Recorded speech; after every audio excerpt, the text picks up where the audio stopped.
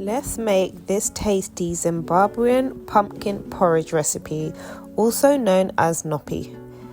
So first of all, I've actually got some butternut squash. So this is a really good substitute for pumpkin if you find it hard to find at your local store. And I'm just going to peel it and chop it into blocks.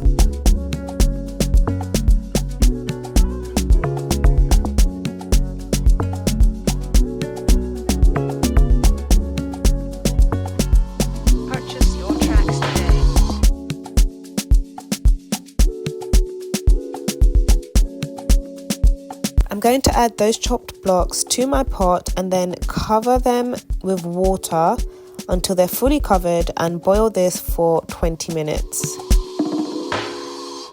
Then you want to sieve out the water but save it, as it may be useful later in the cooking process.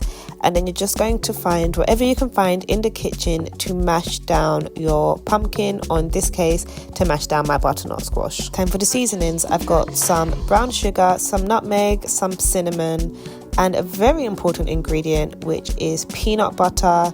And then I add a bit of that water that we cooked the butternut squash in earlier on, bit by bit, as I continue to mash down and mix together this pumpkin porridge until I get the consistency I want, which is what you're seeing right here on the screen. Then you just want to cover it and allow it to steam for a few minutes, and after that it's ready to serve.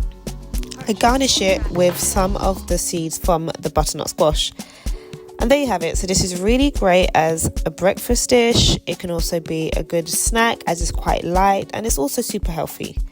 So if you like this recipe, please remember to comment, like and subscribe, and I'll see you in the next one.